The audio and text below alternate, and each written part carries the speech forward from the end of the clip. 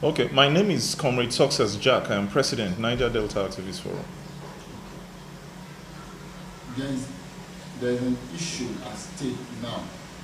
Can you let us in on what is really happening in the Niger Delta region? Well, the issue at stake, I must be frank with you, is the fact that on the 2nd of June, the Department of Petroleum Resources came out and they said they put out an advert for the bidding of marginal fields, 57 marginal fields. Those are what you call the oil blocks. And what is actually the problem here is that when you put out such marginal fields, there is no particular consideration for the Niger Delta people. There are host communities where these things are domiciled. What is the particular concession given to these host communities? When the acid rains fall, you know, in the oil and gas, when they do these exploration and exploitation activities, we have certain consequences on the immediate environment. So you tell all Nigerians to come and bid on the same level playing field. And we say, no, this is not acceptable to us, because when the acid rains fall, because of this gas they do and all the associated things that is, you know, coming from the oil and gas industry, it causes acid rain. When the acid rain falls, it falls on that immediate environment. It does not fall on the north. It does not fall on the east. It does not fall in the west.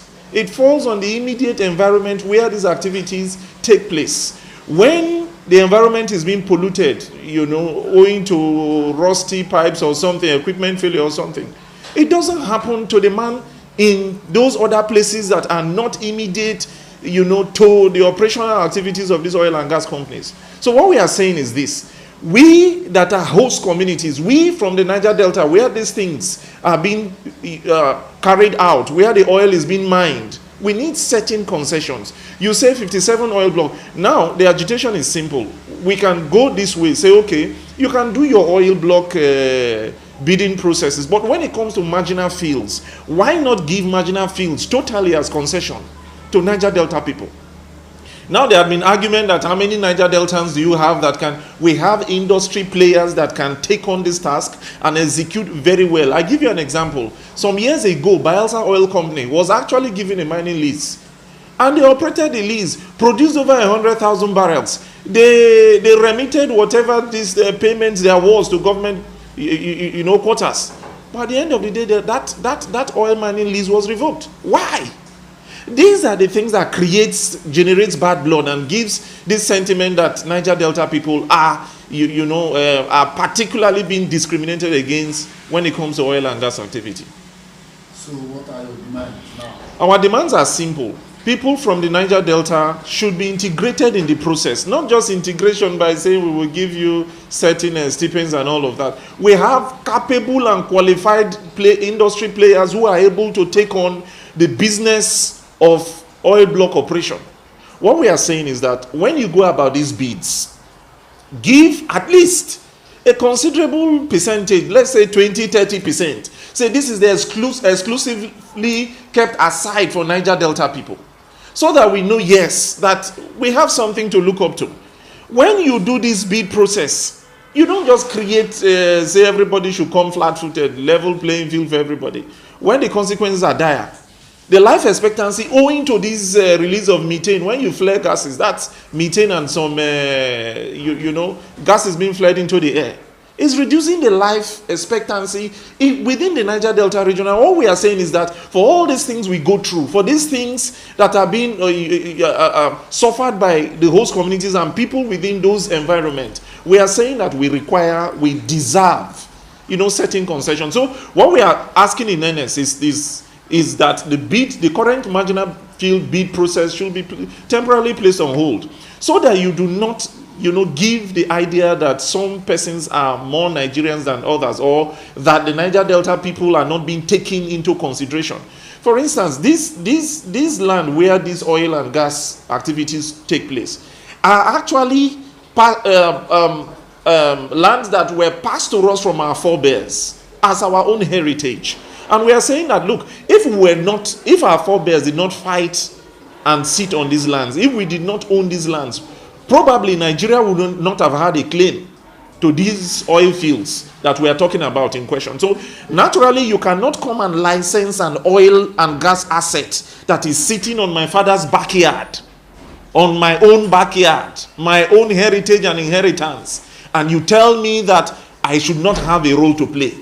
Meanwhile, all the consequences falls on my head. As I speak to you now, you know that in well over 200 and something communities, these issues have been there since 2007, 2010. Issues have been raised about massive earth tremors going on within the Niger Delta space. It doesn't happen anywhere in any other geographical location within the Nigerian context, but it happens in our community. Go through all the 20 communities in Ngene land.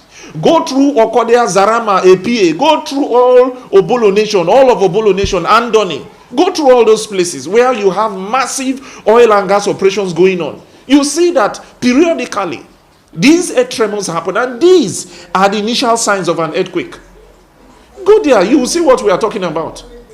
And they tell me that nothing is supposed to be considered to me. No, now. It is not right.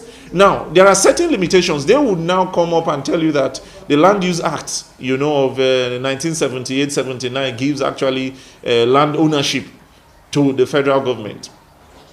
I say this, if laws are being made to oppress the people, or if there is a law in context that does no longer serves the interest of the people, then that law should be abrogated. That law should be done with.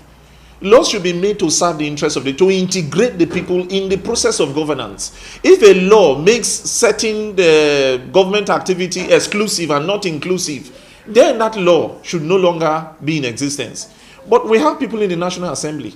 We have people in the executive arm. This is a challenge thrown open, and this matter should not be swept under the carpet. The Niger Delta is actually being threatened with extinction. Because one day we might wake up and see that well over 150 communities have been swallowed up by an earthquake, which is avoidable. And you tell me that even on the brink of such threat, and we live on those surfaces, and we should not be entitled to any kind of concession. The answer is total no. The answer is total no. Nigeria is for us all. All we are talking about is peace. When there is perfect inclusion in these processes and mechanisms that machinate this award of the oil blocks, everybody will feel carried along. Everybody will feel happy. The place will be more peaceful. Let me even tell you, for the sake of peace and security, you know, there has been complaint about vandalism, oil bunkering vandalism. If this oil and gas asset actually belongs to Niger Delta people, I guarantee you, if your brother owns this, tell me how Niger Delta people will go and bust the pipes to do oil bunkering activities. Tell me how these oil and gas assets will no longer be safe. Check how much the federal government uses in mobilizing military security presence to the Niger Delta, because they are afraid, hey, somebody will go and bust the pipe, somebody is stealing the oil.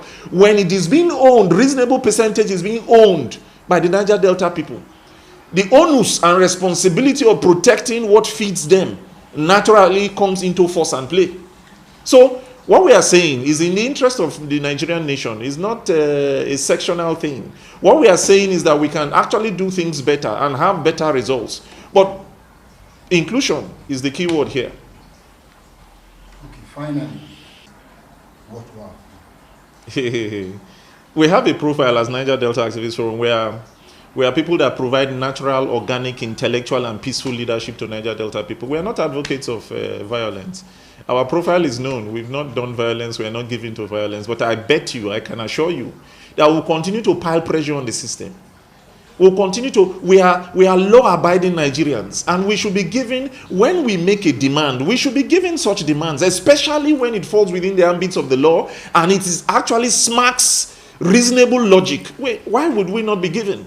We have told the Honorable Minister, we wrote a letter to the Honorable Minister of Petroleum Resources, and we attentioned the group, the GMD, NNPC. We told them, if our demand is not actually being met, if the process is not being halted, what we'll do is simple. We'll pay a friendly visit. We'll be leading a 500-man delegation, to the Honorable Minister, to go and ask him why, to engage him further. Because they have refused. If you check the guidelines for this oil marginal field bid, actually, there is supposed to be town hall meetings before they actually throw this bid open. Those were not respected.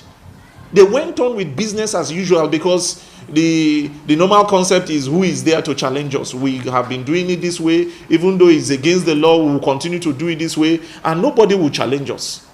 And so we are saying we are not challenging anybody, but we are asking questions. People should tell us something. They should tell us something reasonable. We should be included in the process. We cannot continue to be sidelined. There is no Niger Delta. Tell me how many oil blocks are owned by Niger Delta people. Tell me. If they are not proxies and pseudos, tell me. So these are the questions we are asking, begging for answers. Our people, our race, the Ijaw nation, the Niger Delta people are threatened. Our existence is being threatened.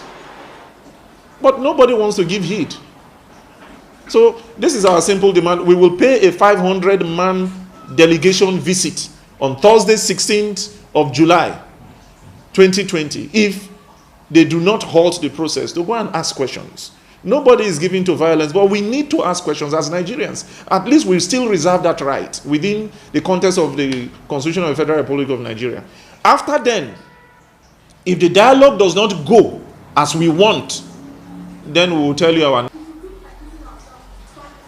Hello? Yeah. Can you please introduce yourself briefly? Okay, my name is Success Jack. I'm president of the Niger Delta Activist Forum.